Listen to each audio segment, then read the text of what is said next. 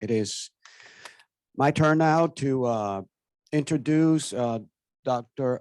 Eric Tonkree, Professor Eric Tonkree, I should say better, and joining us in this panel for the Tools and Technology section of Marketing the Metaverse. We have Nelly Tacheva, if I said it correctly, and Dr. Tony Branda. My friend, how are you? So I leave you in the hands of our panelists and our moderator. Thank you all. Well, good morning, everyone, here in New Brunswick and also in Newark, and those who are out there in virtual land. It is my pleasure to start the panels for today, our first panel, and we're going to be looking at the Metaverse, the tools and technologies. My name is Professor Eric Tonkree, Marketing Vice Chair, and we'll have two panelists today, and so it will be a Q&A. I will facilitate the questions, and I will also have the panelists give us our insights in these various areas. So before we do that, let me give you a short bio of who the panelists are and what contribution they'll be bringing to our event today. So Nelly on my left, Chavella is a future work and metaverse innovator and entrepreneur with 20+ years experience in software engineering, data, and leadership. She is currently building a virtual workspace in the metaverse, Tangra, for remote teams to meet, collaborate, learn, and have fun in an immersive, engaging, and efficient way. Through various nonprofit commitments, Nelly has supported causes like women's empowerment, girls in STEM, and DEI. Okay. Equally impressive we have is Tony. So let me just, so Tony, founder of the Analytics Hall of Fame, currently is a global chief data and analytics officer for Ali United Bank Group and was Chief Analytics Officer for Citibank North America and CDO for Embrace Home Loans, as well as a clinical professor of marketing and customer intelligence at Pace University's Lubin Graduate School of Business for 9 years. He's published in marketing analytics and applied marketing analytics and CIO MIT Sloan magazine. He holds an MBA and doctorate marketing from Pace and a certificate in AI from MIT Sloan. So anyway, so without further ado, let's get started. And I'll start with my first question, which is, what is the metaverse today? What does that look like in terms of our tools and technology meeting AI, VR, AR, etc.? So the tools and technologies will be used by marketers. And we look at some, very marquee examples like Walmart, Disney. We know that Walmart's doing it in terms of virtual shopping and restaurants and holograms to project, menu dishes and so forth. And of course, we can imagine where Disney might be going with that and their, world of imagination, might say. So I will start with Nelly first on the first question. Thank you so much for the introduction. And I got it. And thank you for having me. It's a true pleasure to come and share my experience and what we are working on with you. So yeah, where we are, wonderful lecture, CK, by the way. The presentation was awesome and we are all ready and we learned a lot from CK. So where we are, just starting. We are just scratching the surface. The metaverse, even though it was a term coined 30 years ago, probably by Neil Stevenson in his Snow Crash novel. And even though we've had attempts like Second Life, which came out almost 20 years ago, and games like Roblox, etc., we are still scratching the surface. The metaverse is virtual worlds, virtual immersive worlds, where we are represented by avatars. That's probably the easiest explanation.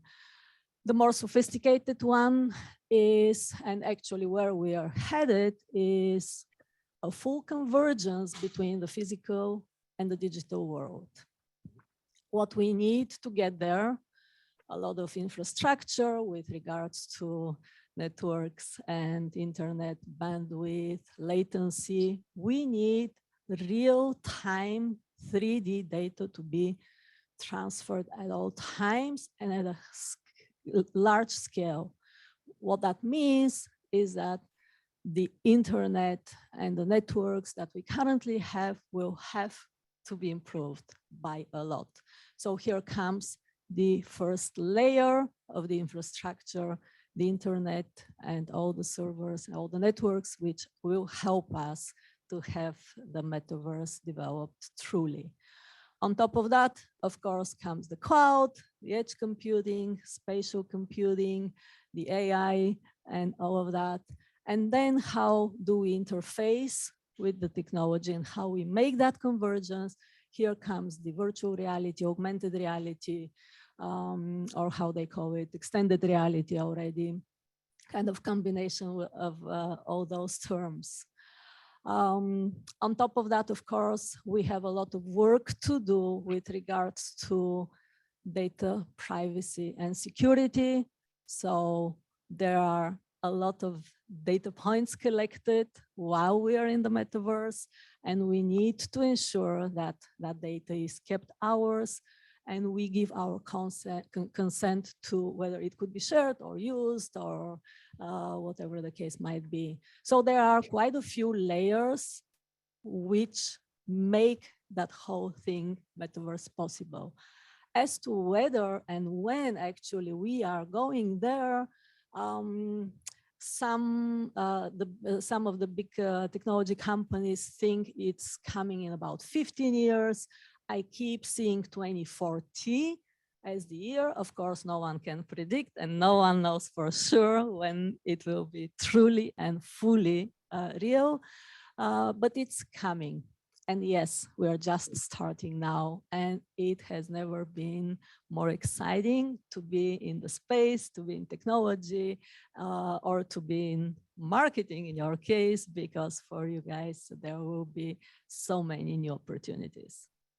Thank you, Nelly. Dr. Branda? Good morning. And as everyone has said, thank you for having me. And hopefully you guys can hear me okay.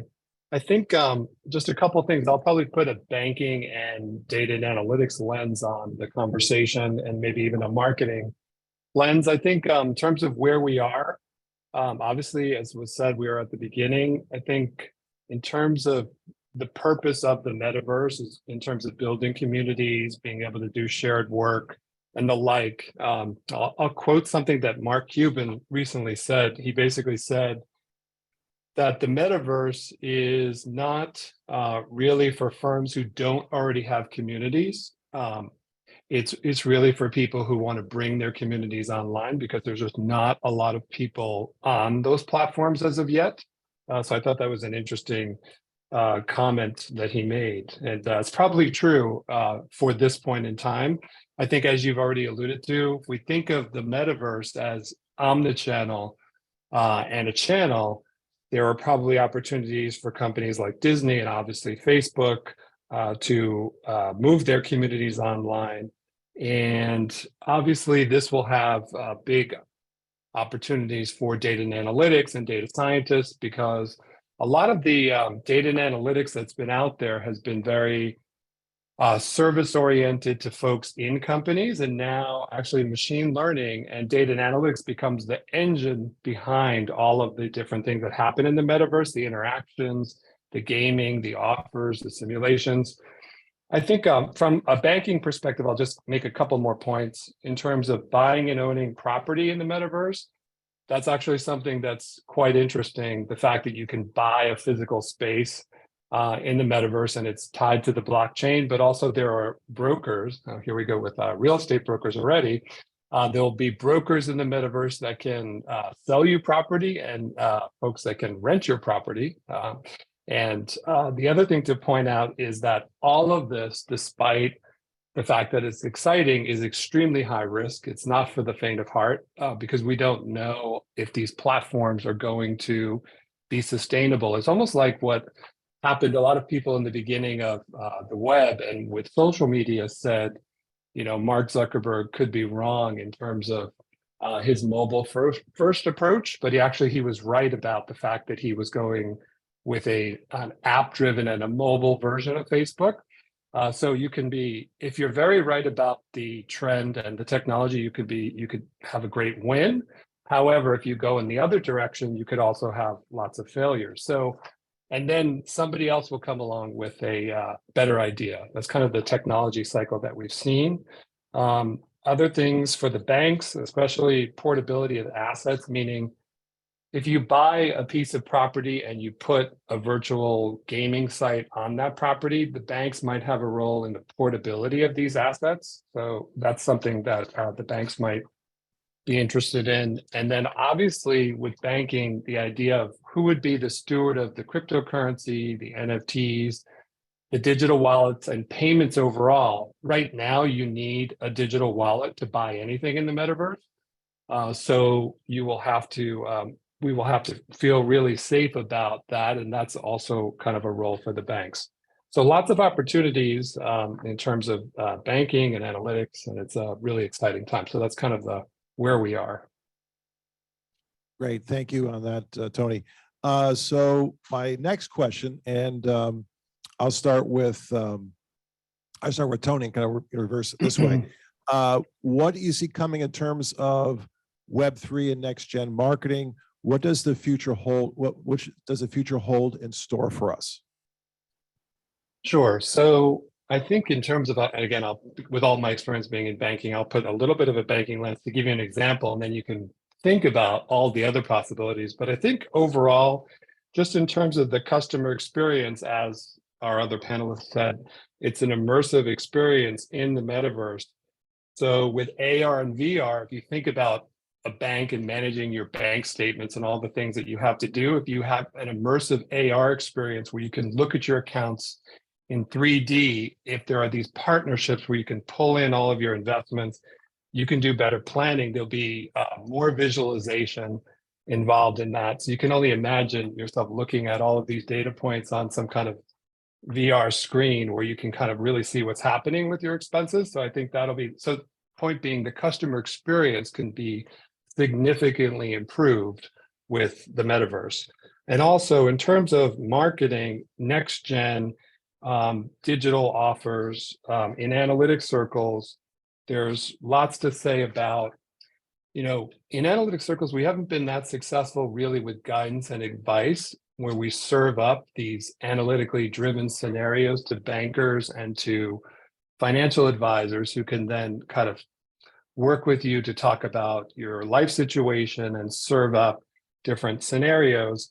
So I think now with the metaverse, we'll be able to iterate with the consumer in the AR, VR world with more options, and they'll be less intimidated by the advisor because they'll be in the presence of their home and they can kind of just pivot and go back to scenarios as they see it. And we can also kind of serve up all kinds of scenarios. So if someone says something, the machine learning can iterate, as the keynote speaker mentioned about predictive. We don't want to just be real time, we want to be predictive. Now we can kind of serve up these offers in real time, different offers. What could that mean? If you have a checking account in your bank and we want to offer you a credit card, we'll use the machine learning to kind of figure out that you would be a good candidate for that and serve that up. So those are some of the opportunities, I think, in terms of marketing. Yeah, thank you, Tony. Now I'll restate the question. That was a great answer. Thank you, Tony. So what is coming in terms of the metaverse, Web3, and next gen marketing, and what does the future hold for us in those areas? Thank you. According to Forbes, the extended reality is once in a decade opportunity. According to Gartner, in 2026, 1/4 of us will be spending at least 1 hour in the metaverse for work, learning, socializing, or entertainment. And then, according to McKinsey, the metaverse will be a 5 trillion opportunity by 2030. 5 trillion is the third biggest economy in the world, Japan. Just think about the opportunity. It's huge.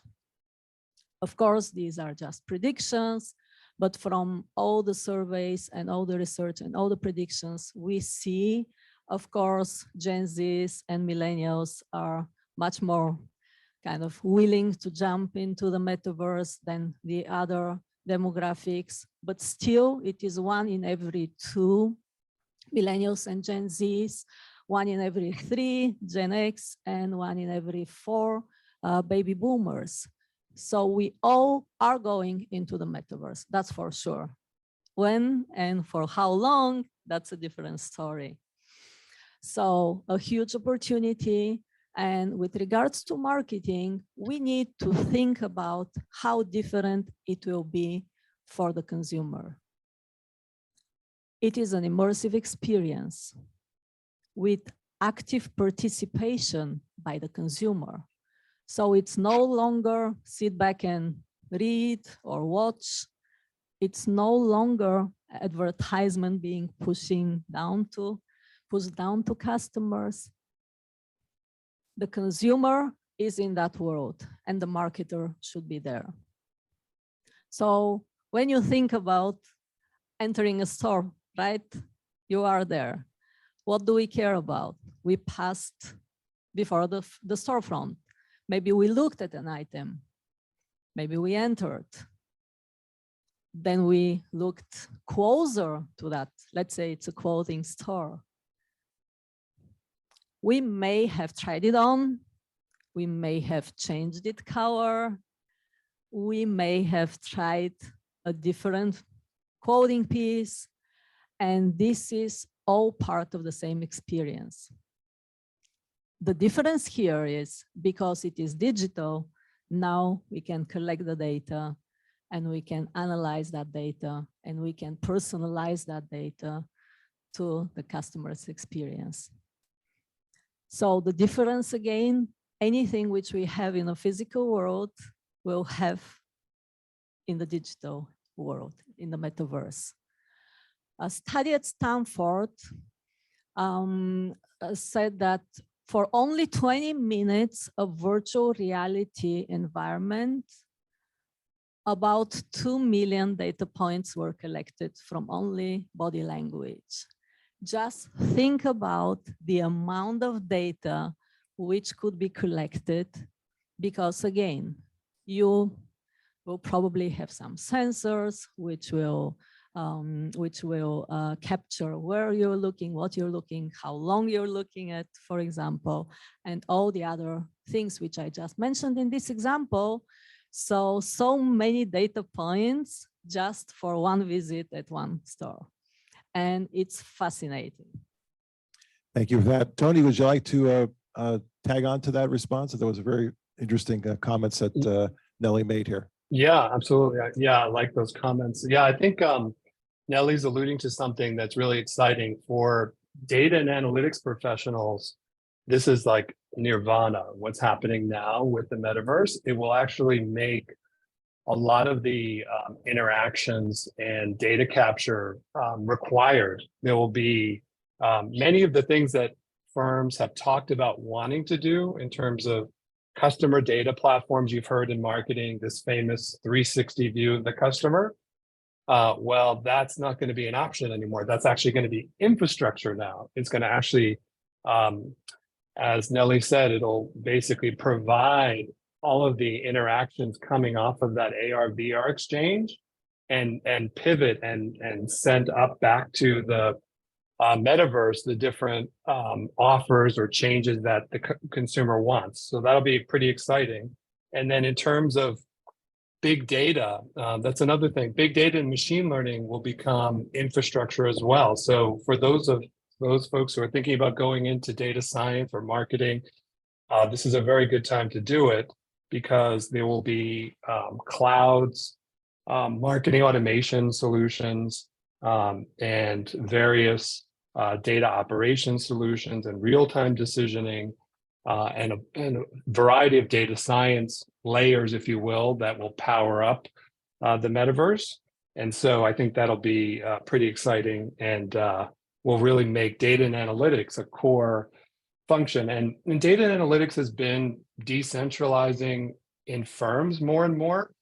So we have a couple of concepts called the data mesh, where we're actually trying to, as the keynote speaker mentioned, create a data democracy and create a web democracy. Well, data is also democratizing, and this is actually another tenet of the metaverse will be actually pushing data out so people can kind of use the data as they need it. So it's a little bit about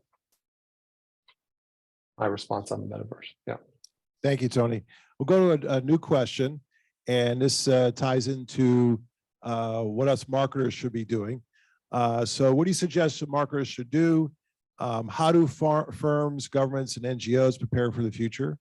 And certainly those who are in academia and education, what are your suggestions for us and how we prepare our students for this great new universe of metaverse? We'll start with Tony first. Yeah, I think thinking through the curriculum, well, I won't comment on the NGOs or the government. I'll leave that to other folks. But in terms of academia, I think that we really need to think about the curriculum that's going to be required, because all kinds of new skill sets will be required. Obviously, machine learning, data science, marketing, customer experience, design, how that manifests into different programs. I know today we have marketing analytics programs, we have data science programs, we have business analytics programs, we have comp sci data management programs, all of these different things. I think we need to kind of think about what the firms will need to make the metaverse a reality. And if we think about some of the capabilities we heard about today and work backwards, that should enable us to kind of design the curriculums and the programs of the future. Nellie?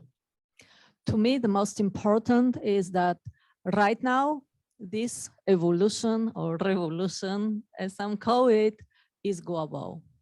So no longer it is only focused in a certain geographic area.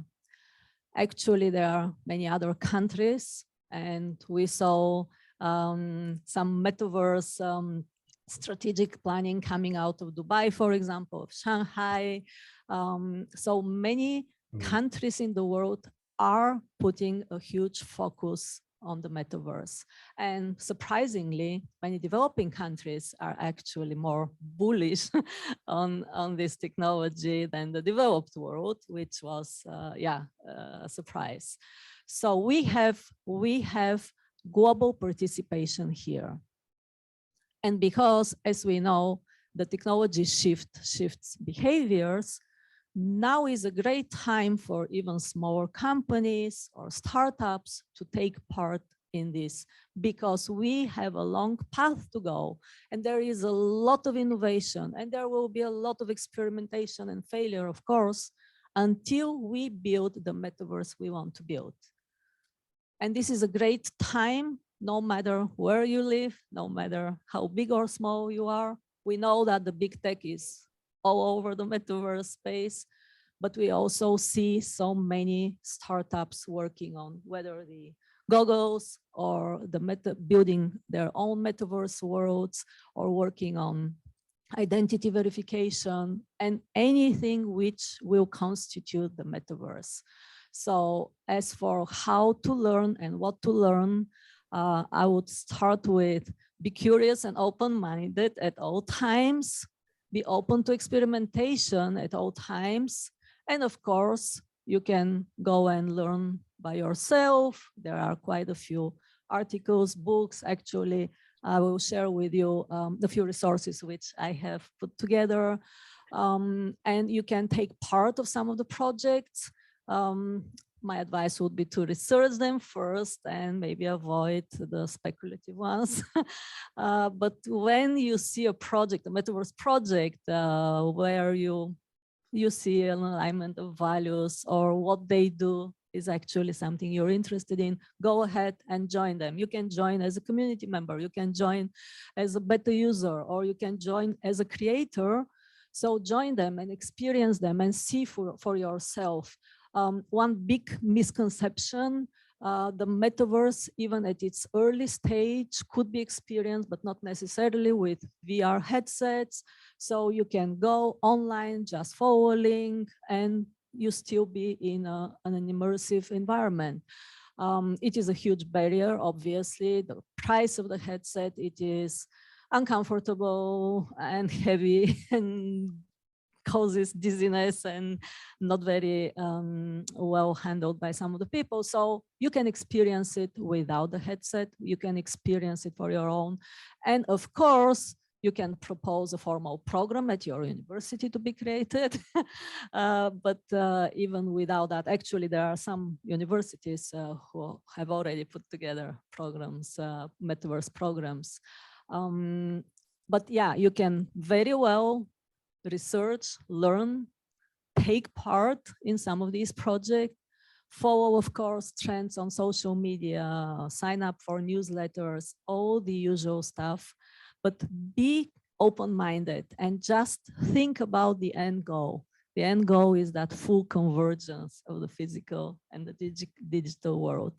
And be ready to participate actively, because again, this movement, as CK pointed out, it starts with all of us.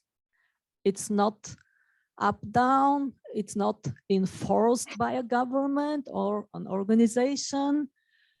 The metaverse will be what we will build.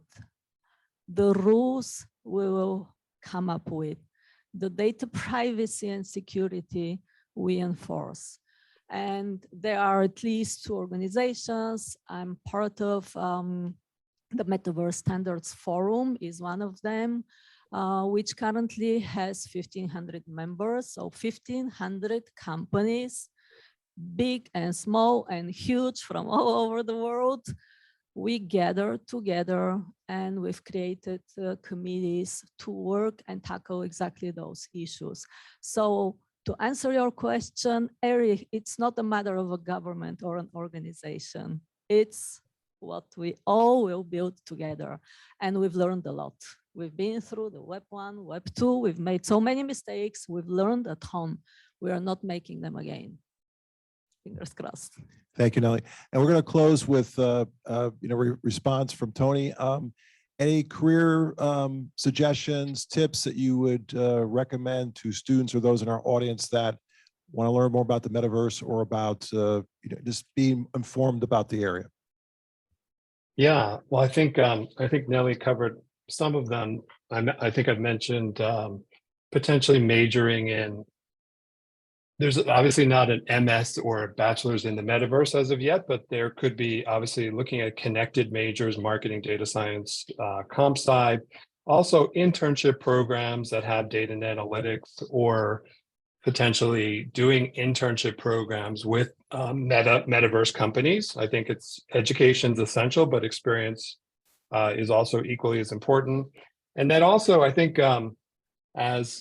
as Nelly mentioned, just go out to these different platforms and sign up. I know I did. And actually, I was a little bit surprised at the lack of content on some of these platforms. I was sort of in a black sort of hole trying to figure out how to move around, but obviously experimenting with the platforms themselves, as Nelly said, getting involved.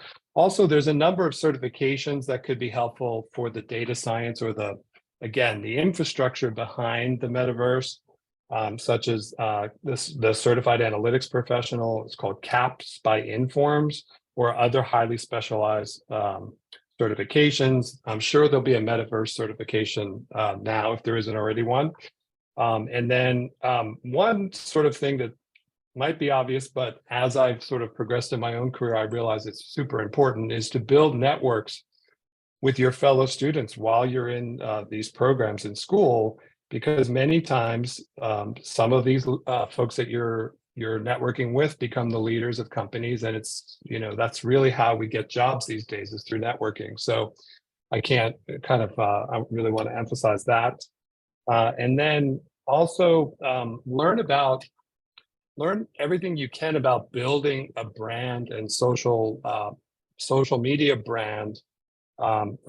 Mostly for interviewing. Learn how to become a content creator to show your gravitas to future employers. I'm sure that Rutgers probably has career development, but as you get further out, you're going to want to attach yourself to potentially a career development site or other types of career platforms that can help you continue to kind of build your social brand. So